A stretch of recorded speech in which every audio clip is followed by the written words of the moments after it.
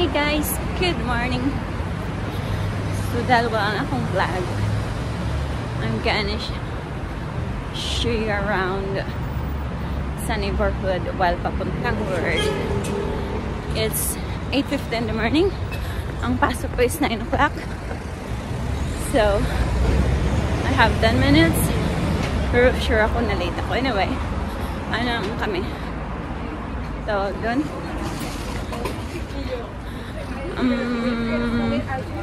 Wala, nakalimutan ko na yung word. Whatever, later to go. Wala. Anyway. So, papuntin na akong metro. And from there, first stations lang. So, that's it. I remember the word. It's flexible. So, pag pumasok ko ng, dumating ako ng 9:15. Napapos ako ng 6:15 sa hapon. So, that's it. So, this is Madrid in the morning. 9 o'clock. Merong mga sarado pa yung mga restaurants. May events na mag-open. Tapos, dyan na yung metro sa kanto. Sarado pa yung mall. 10 o'clock pa yan magbubukas.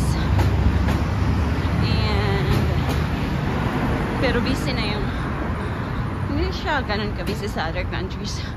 Kasi yung mga tao dito mostly nagta-travel por eso mismo using public transport. So yan, pagkatawid ko dito, punta ko dito, yan na yung metro dito, yan metro na yan.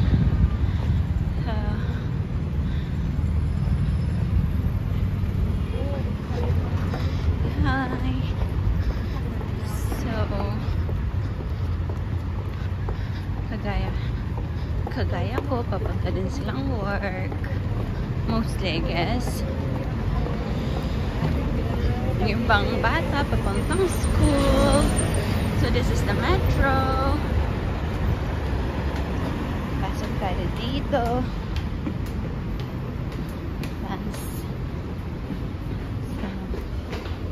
I'll show you.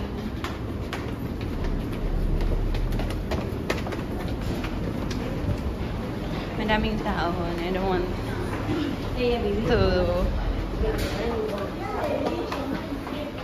put them in the video kasi nga baka magreklamo sila.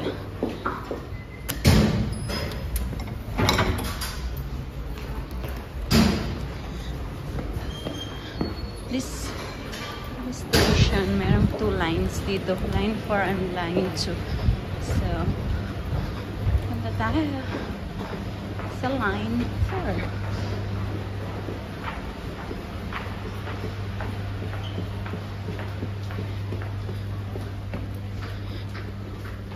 Sa mga cities na ganito,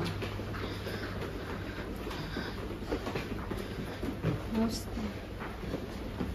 public transport is the best way to travel. Ayan. Wait na tayo. 1 minute lang narating ng train ko. It's coming. So, ayan na siya.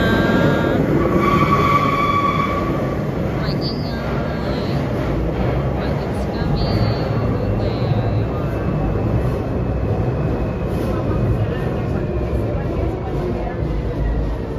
Pasok na tayo.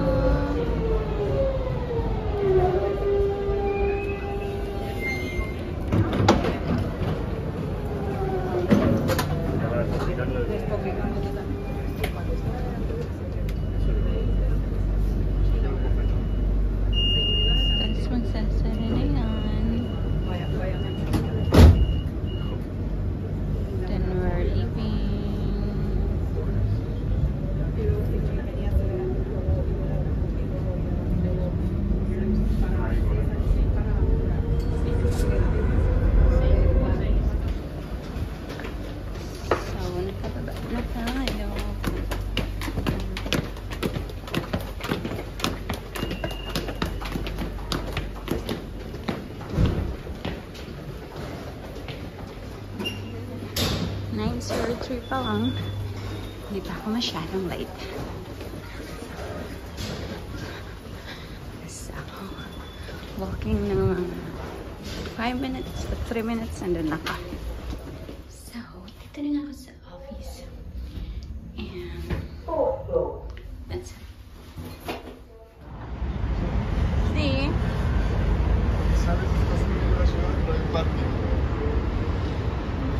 View from overall. Today is Friday. Here guys, it's 6:30 in the afternoon and then tapos na yung 6:30 na ba?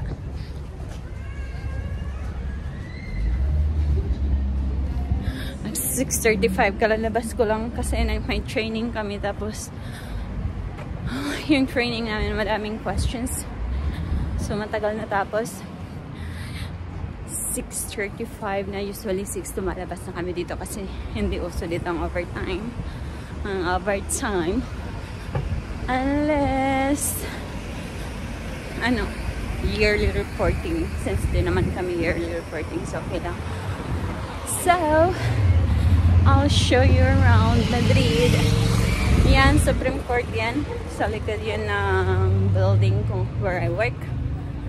Tapos ito church, madaming sikat na artista dito from Spain ang kinasal. Parang yung anak ni Isabel Presley. Kakakasal lang dyan. Sikat yan siya. Filipino yan si Isabel Presley na dito na siya sa Spain. Nanay ni Julio Iglesias or Enrique Iglesias. Naging asawa niya pala si Julio Iglesias. Tama. Basta yun na yan. I'll show you around kung how is it look like here. So, there, it's a theater.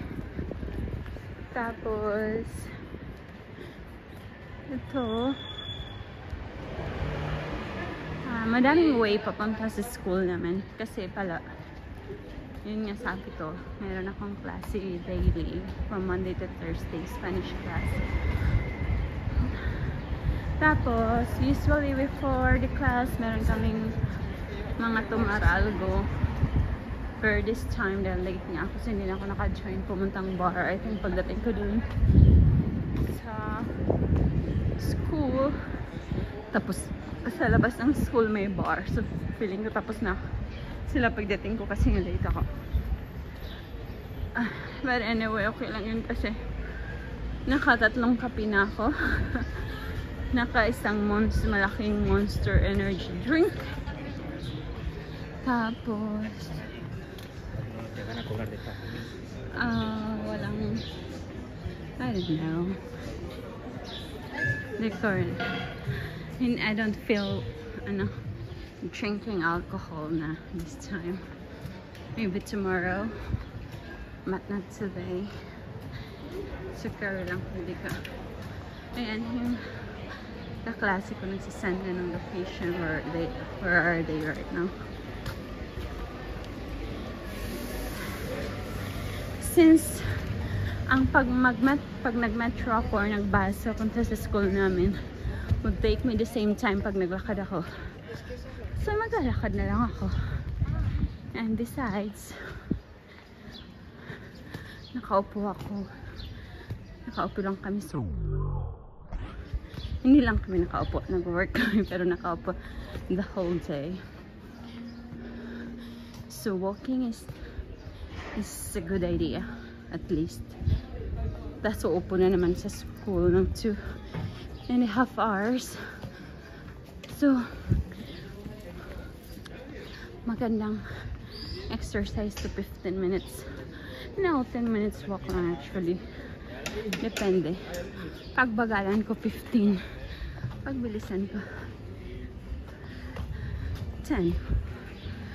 Tapos dito, minsan may mga nagsushooting na mga Netflix shows. Last time nakita ko dito yung Valeria. Tapos, yan. Diyan din, dito sila nag-shooting. Valeria. As this is Europe, tapos mga parang capital cities ng Europe. So also ang walking is life here.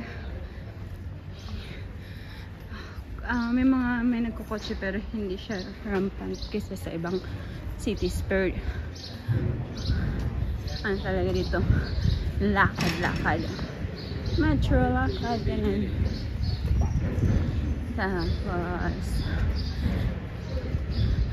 Tapos mga ano dito ang tao, fitness chore ba, mga fitness kan, mga fit conscious or whatever it is, forgetting nyo na.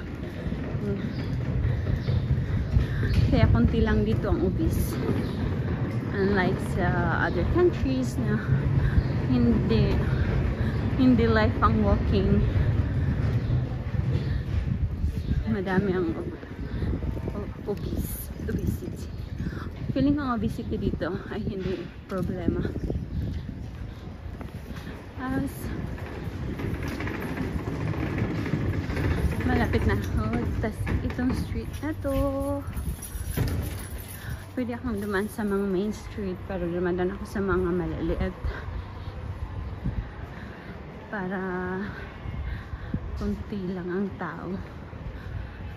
Tapos mas tranquila, mas silent. Pag sa main mga malalaking street ang daanan ko, may ingay. So ito, nakita niyo na to sa last vlog ko kasi dati dumaan na ako dito, or hindi pa, or I don't know, I forgot. Kasi yan, food delivery, hindi deliver sila dito by bike. At pag ganitong ano, sign sa road, priority ka pedestrian. So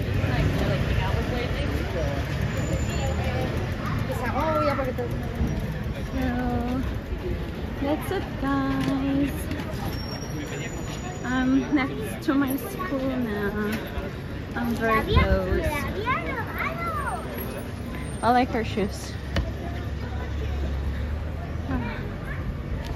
Walking. So this is Madrid. May Carrefour dito. May ginagawang road. Tapos yun na yung school ko doon. Yung red. Tapos ano pa lang, 6:44. Kanina 6:35. So 9 minutes lang actually nalakad. Bilis lang. Because it's over. It's time to go home. Hi guys! Pauwi na ng bahay. Tapos na yung